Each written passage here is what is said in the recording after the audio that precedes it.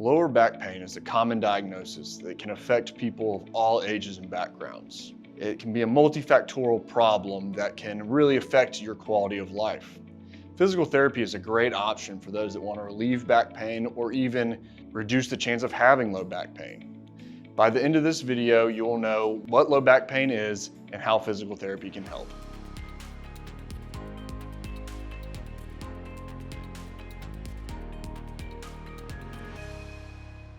Hi, my name is Chris Brandt, and I'm a physical therapist at EW Motion Therapy. I see people of all ages and backgrounds that have low back pain. It's a very common diagnosis that I treat. Today, I want to review with you what low back pain is, why it's so common, and how physical therapy can help you.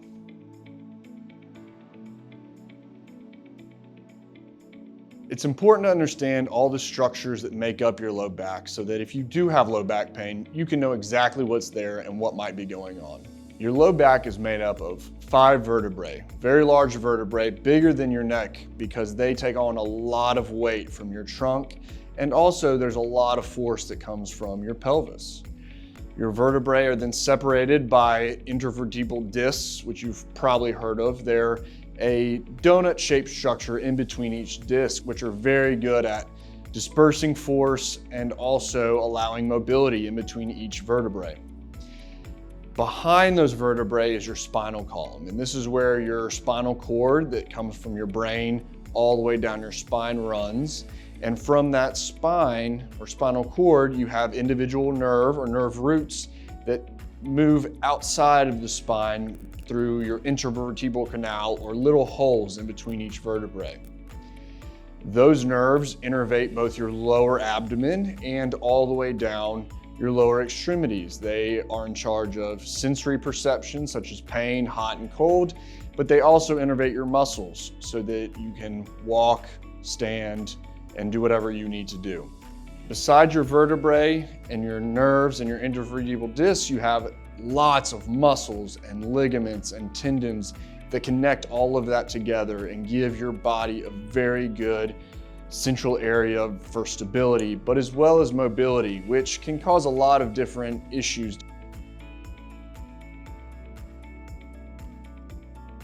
Many people wonder why low back pain is so common in a lot of different people. First, there's the structure.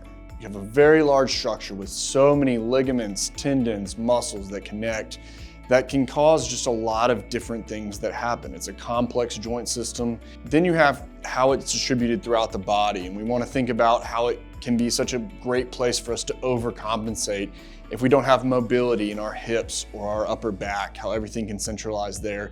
It also is a great place for us to overcompensate if we don't have enough strength in our core or our glutes, because the low back is very susceptible to just taking over for everything that we do. The last part is there's lots of degenerative changes in diagnoses that people go through. It can be either genetic or something that happens as we age.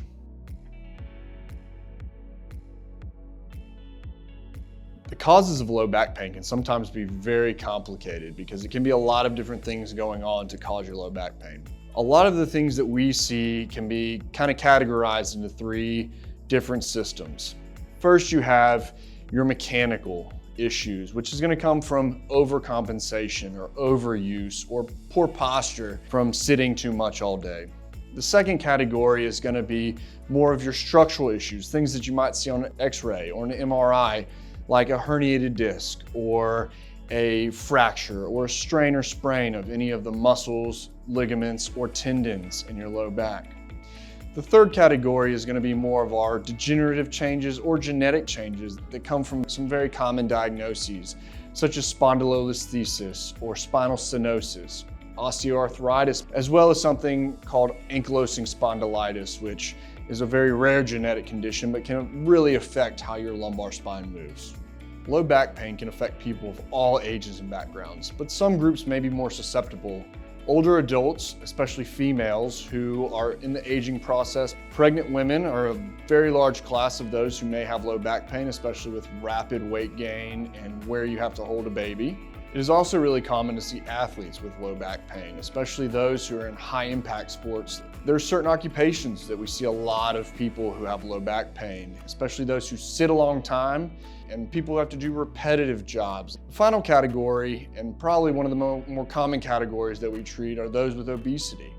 Any extra weight on your body is going to put a lot of stress on your low back. A lot of people who experience low back pain sometimes feel stuck, like they don't know where to go, they don't know what to do with it.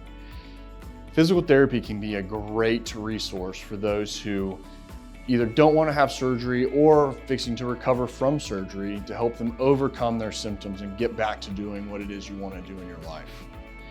A physical therapist will typically assess your low back starting with range of motion. We'll look at strength, we'll look at posture, we'll look at how you walk, how you bend down, how you get into a chair, and anything else that you have difficulty doing throughout your day. We'll also want to know what your daily activities are, especially if you sit in an office. We'll want to know what your desk setup looks like, what your chair looks like. Can you stand up and sit down during your day, or do you have to stay seated? We'll want to look at you from a whole perspective to try and get you back to doing whatever it is you want to do. Specific treatment may come down to certain modalities such as ice and heat and electric stimulation that can kind of relieve that very much acute pain or decrease the tone in your muscles. We also are going to go through some manual therapy techniques to try and relieve muscle tone and spasm in your low back, in your upper back, in your hips, which can all be leading to your low back pain. We'll also go into probably some very gentle exercises at first, depending on how acute your back pain is. We want to start getting you to be able to move properly first through your low back, through your hips, maybe some easy stretching, some just easy exercises for you to figure out how your pelvis moves and how your low back can move without pain. And then we'd want to eventually graduate to doing things with weight and with different movement and postures so that you can feel more comfortable moving throughout your day. We may even get to the point where we can get you running or laying on the ground or playing, and just we want you to feel comfortable in doing everything that you want to do. Whether you or someone you know is suffering from chronic low back pain or they just hurt their back yesterday, working with a physical therapist can be very beneficial in getting you on the path back to great health. Click the link in the description below to watch our video, How to Choose the Right Therapist. This video will discuss the top qualities to look for when choosing a physical therapist. If you found this video helpful, be sure to give it a thumbs up and don't forget to subscribe to our YouTube channel to help you on your physical therapy and wellness journey.